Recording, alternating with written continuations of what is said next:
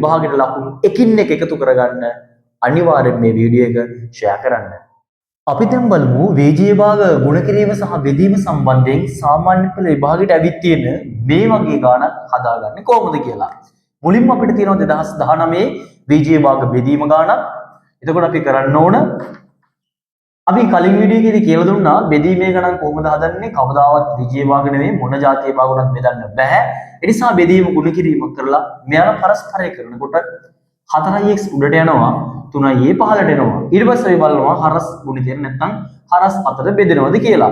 එතකොට අපිට පැහැදිලිව පේනවා 2ට 2 ඉලක්කම් 1යි 4ට 2 ඉලක්කම් 2යි. ඒ නිසා 2යි 4යි බෙදෙනවා. ඊළඟට මේ අතර ගත්තොත් අපිට a අකුරට a අකුර කපලා දැම්ම හැකියි. එච්චරයි අපේ මේ ගාන බෙදෙන්නේ. ඉතුරු ඉලක්කම් නැත්නම් ඉතුරු වෙලා තියෙන සංඛ්‍යා අපිට ගුණ කරන්න සිද්ධ වෙනවා. ඒතර යට ඉන්නේ 3 ඉලක්කම, හරේ ඉන්නේ 3 ඉලක්කම විතරයි. උඩ ඉන්නවා x වරක් x 2 x කින් ගුණ කරපුවාම x ගේ වර්ගය, එයාව 2කින් ගුණ කරපුවාම 2යි x වර්ග.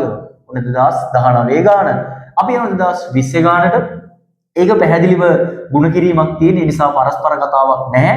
හරස් ගුණිතයට කැපෙනවද කියලා බැලුවා නම් ලේසියි.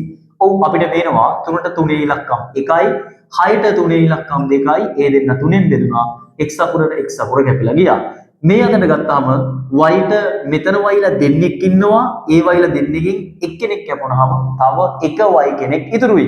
ඒතර හරේ ඉතුරුලා ඉන්නේ දෙකේ ඉලක්කම විතරයි. ලබේ ඉතුරුලා ඉන්නේ 5 සහ y. ඒ කියන්නේ 5යි y. අපි 2021 ගානට එනවා VG විභාග බෙදීමක් තියෙන්නේ. එතකොට 6ix වල 4 වෙනි බලය y ගේ දෙවෙනි බලය බෙදීම ගුණ කිරීම කරා මෙන්න මේ වගේ එකක් පරස්පරය කරනකොට මෙයාලගේ යටින් ඉන්නව නොපෙනී එක. අන්නේ එකේ ඉලක්කම තමයි උඩට ගේන්නේ. එතකොට 3ix වල දෙවෙනි බලයයි y කියන කෙනයි යටට යනවා නැත්නම් හරේ විදියට යනවා. දැන් ඕන්නම් මෙයා ගැටින් එක දාගත්තා නම් පැහැදිලි හරස් ගුණිතය එකට කපලා තේරුමක් නැහැ. නිසා මේ දෙන්න විතරයි අපිට බලන්න තියෙන්නේ. 6ට 3යි තමයි කපන්න වෙන්නේ. 3ට 3 ඒවා 1යි 6ට 3 ගොඩවල් 2යි.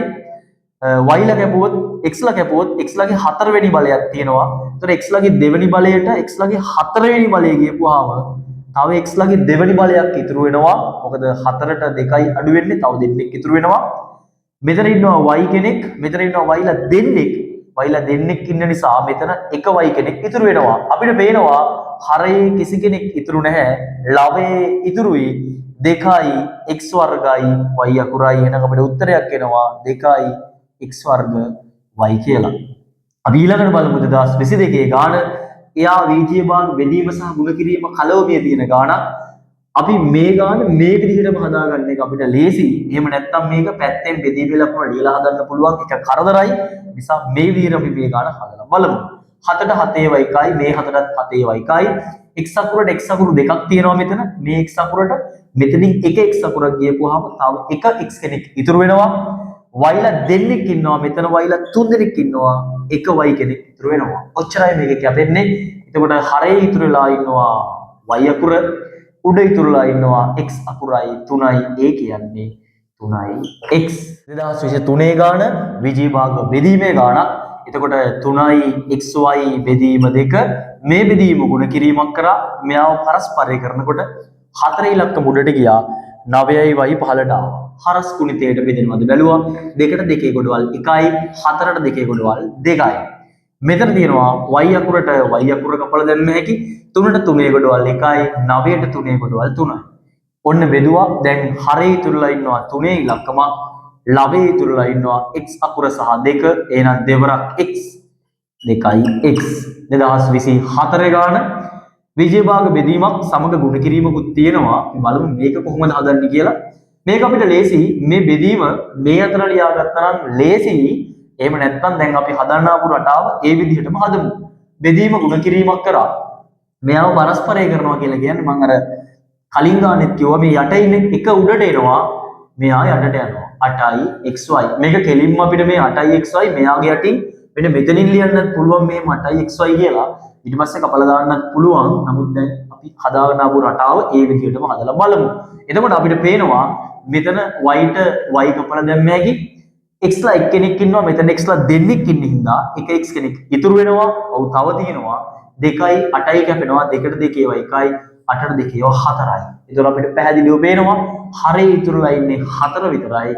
ලවය ගත්තොත් 3 ඉන්නවා x අකුර ඉන්නවා. එහෙනම් උඩ එනවා 3යි x බෙදීම 4.